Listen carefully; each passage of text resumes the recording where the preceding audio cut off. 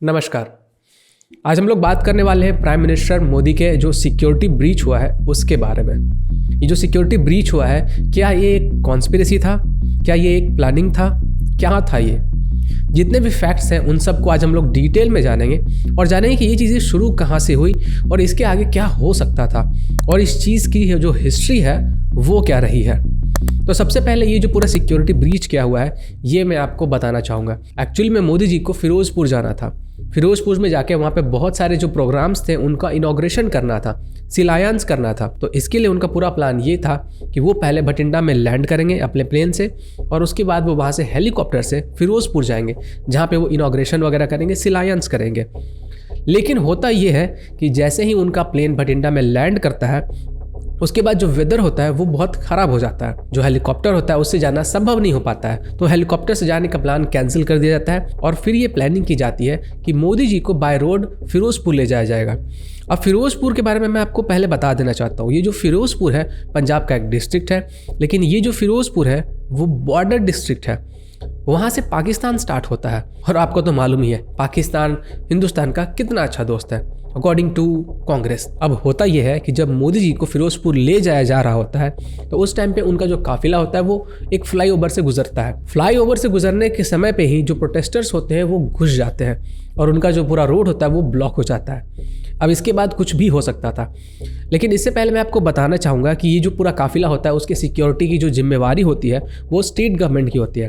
अगर prime minister कभी भी किसी भी स्टेट में जाते हैं, चाहे वो बीजेपी रूल्ड हो या फिर बीजेपी नॉन रूल्ड हो, फ़र्क नहीं पड़ता है। स्टेट गवर्नमेंट की ये जिम्मेवारी बनती है कि वो उनके काफिलों को सही से रास्ता प्रोवाइड करे, उनका जो भी पैसेज है उसको क्लियर रखा जाए, कोई भी प्रोटेस्टर्स बीच में ना घुस जाए या किसी भी तरीके का कोई भी ब्रीच ना हो।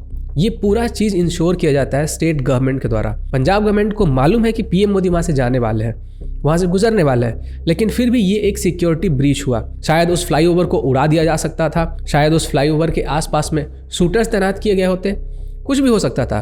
कहीं वो प्रोटेस्टर्स ही प्राइम मिनिस्टर मोदी के ऊपर अटैक ना कर देते, कुछ भी हो सकता था। लेकिन बहुत सारे लोग इसके ऊपर पॉलिटिक्स कर रहे थे। उनका कहना यह है कि प्राइम मिनिस्टर मोदी ड्रामा कर रहा है। बहुत लोगों का ये कहना है कि प्रोटेस्टर्स क्या करेंगे, वो तो शांति दूत है, वो तो पीसफुली प्रोटेस्ट कर रहे थे। ये लोग कितनी पीसफुल तरीके से प्रोटेस्ट करते हैं ये हम सब लोग देख चुके हैं। 26 जनवरी में क्या हुआ था, जो लाल किला था वहाँ पे कितने सारे पुलिस वालों को नीचे धक्का दे दिया गया था, कितनों के ऊपर तो ट्रैक्टर चढ़ा दिया गया था।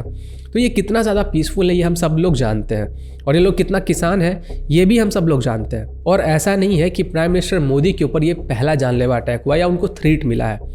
ऐसी चीज़ें हिस्ट्री में बहुत बार हो चुकी है। और अगर आप हमारे हिंदुस्तान के हिस्ट्री की बात करोगे तो हमारे हिंदुस्तान के हिस्ट्री में भी ऐसी चीज़ें हो चुकी हैं। असासिनेशन हो चुका है, इंदिरा गांधी का असासिनेशन हो चुका है, राजीव गांधी का असासिनेशन हो चुका है, अटल बिहारी वाजपेयी जी के जान को कितना बार खतरा हो चुका है। तो इस तरीके का जो असासिनेशन प्लॉट होता है वो हमारे हिस्ट्री में ऑलरेडी बहुत बार घट चुका है और कोई नहीं जानता था कि यहाँ पे प्राइम मिनिस्टर मोदी के साथ क्या होगा, कुछ भी हो सकता था। और यही कारण था कि जब प्राइम मिनिस्टर मोदी वापस से भटिंडा आए तो उन्होंने ये ट्वीट किया कि मैं पंजाब के गवर्नमेंट को धन्यवाद कहना चाहूँगा क्योंकि मैं वापस सही सलामत भटिंडा एयरपोर्ट पहुँच गया। इतना कुछ होने के बाद कांग्रेस के जो लीडर्स हैं उनको कोई शर्म नाम की चीज़ नहीं है। वो लोग यही चाहते थे कि प्राइम मिनिस्टर मोदी का असासिनेशन हो जाता। देखिए, वो मोदी बाद में है, पहले हमारे देश के प्रधानमंत्री हैं और हम सभी भारतीयों की ये जिम्मेवारी बनती है कि हम अपने प्रधानमंत्री की रक्षा करें, उनके लंबे आयु की कामना करें। भले ही वो किसी भी पार्टी से आते हो, भले ही वो आपके आइडियोलॉजी को सपोर्ट करते हो या फिर नहीं करते हो, भले ही वो आपके आइडियोलॉजी में फिट बैठते हो या फिर नहीं बैठते हो, वो पहले हमारे देश के प्रधानमंत्री है, बाद में वो बीजेपी के एक लीडर है। कांग्रेस के जो लीडर्स थे, कांग्रेस का जो ट्विटर हैंडल्स था, उन सब जगहों से ये सारे ट्वीट्स आ रहे थे कि पंजाब ने देश का दिल जीत लिया, क्या हुआ मोदी जी, आ गया स्वाद। तो इस तरीके के ट्वीट्स आ रहे थे। तो इन सभी ट्वीट्स का क्या तात्पर्य निकाला जा सकता है? इन सब ट्वीट्स को देखकर तो यही लगता है कि ये लोग बड़े आराम से एंजॉय कर रहे थे कि मोदी के साथ कुछ बुरा हो जाता, हमारे प्राइम मिनिस्टर के साथ कुछ बुरा हो जाता।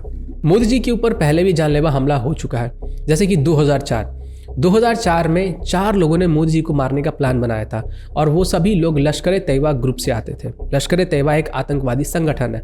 उन चारों लोगों में से 3 आदमी थे और 1 औरत थी और इन सभी लोगों को गुजरात पुलिस ने मार दिया था। गुजरात पुलिस को ये इन्फॉर्मेशन मिला, उन्होंने सर्च किया, उन्होंने उनको ढूंढा। ये जो सभी के सभी लश्कर तैयबा वाले लोग आए थे, जो लोग मोदी जी को मारना चाहते थे, ये इसलिए मोदी जी को मारना चाहते थे क्योंकि इनको ये लगता था कि 2002 में जो दंगे हुए थे उन सभी का रिस्पॉन्सिबल मोदी है।